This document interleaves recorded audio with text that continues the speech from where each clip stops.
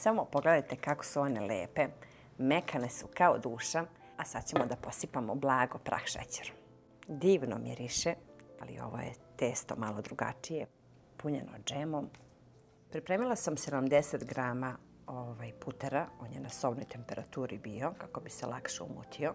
Dodat ću 70 grama prah šećera, jedno jaje i treba nam jedno žumance, a belance sklonimo sa strane. Dodat ću jednu kesicu vanilinog šećera. To ću sad sve zajedno da sjedinim, pa ćemo da dodamo brašno. Dodat ću brašno, 300 grama i jednu kesicu praška za pecivo.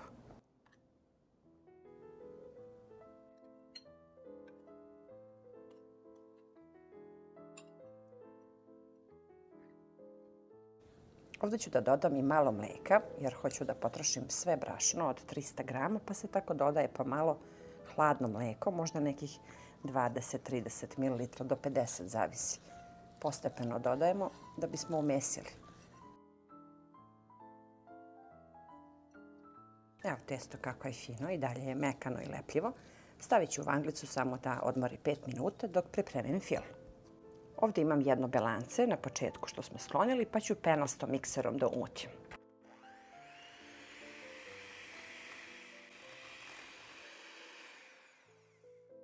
Ovdje dodajem 100 grama putera, isto koji je na sobnoj temperaturi, kako bi se lepo umutio mikserom. Opet mikserom sve to lepo sjedinimo.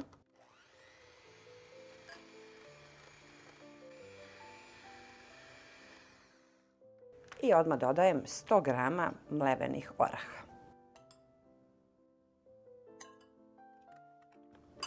I mutimo.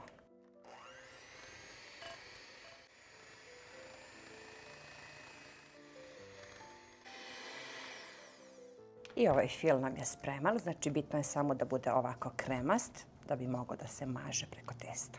Stavit ću malo brašna, a onda ćemo testo da podelimo na 2 jednaka dela.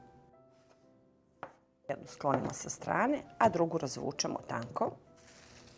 Ovu lopticu sklanjam sa strane, a ovu ćemo da razvučemo tanko u obliku vašeg pleha, znači pravougaoni oblik neki i skroz tanko. Odsecite lepo krajeve da to bude lepo ovako u lepom obliku, pa dodajte testu ukoliko je potrebno negde. Sad je potrebno da stavimo džem od kajsija ili neki drugi po želji. 3 kašike, ne bi trebalo mnogo kako ne bi curelo prilikom motanja. U tankom sloju. Preko džema stavimo polovinu fila sa orasima i lepo prevučemo preko džema u tankom sloju da ima sud pomalo. Evo, to sad tako izgleda. I sad ćemo da krenemo da pravimo rolat sa ove strane. Krenemo od početka da savijamo pužić. Testo je lepo, uopšte nije krto, znači nije trošno, nego je fino. I dođemo do pola. I isto tako sa druge strane. Gledamo da nam budu iste debljine ovi rolati, pa malo poguramo jedan, malo drugi i spojimo ih oba dva. Evo ovako. Da dobijemo kao 2 štrudle. Prenesemo ih lepo ovako u pleh, pa ćemo sad isto da ponovimo i sa drugom.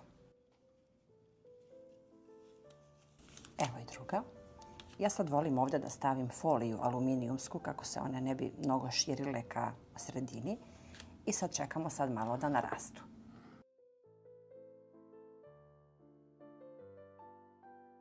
Potrebno je samo 10 minuta čisto da malo testo odmori pre pečenja. Ovako malo bocnemo na par meste i pečemo na 180 stepeni nekih 20 minuta.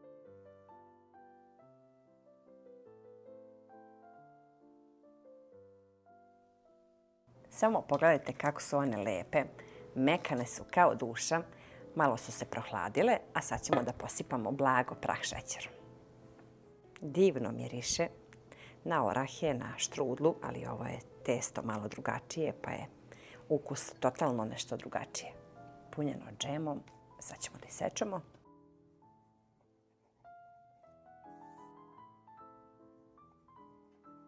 To je testo koje se topi u ustima, poput vanilica. Toliko je lijepog ukusa da verujem za ljubitelje štrudli, bogatih štrudli. Ovo je idealan kolač i leti i zimi. Ko voli orahe, džem i ovo prhko lepo testo, može ovako da se odvoji pa da budu kao male štrudlice. Toliko je ukusna, verujte mi da ovaj recept trebate da probate ukoliko niste. I jednostavan je za pripremu, a i dosta štrudlica ima, tako da stvarno je bogat i lep kolač. Jedan lep starinski kolač na jednostavan način sa vrlo malo namirnica, a verujem da ovo ukućani vole. Pišite vašoj Aurori, sve vas puno pozdravljam, pa se vidimo uskoro sa nekim novim receptom iz moje kuhinje.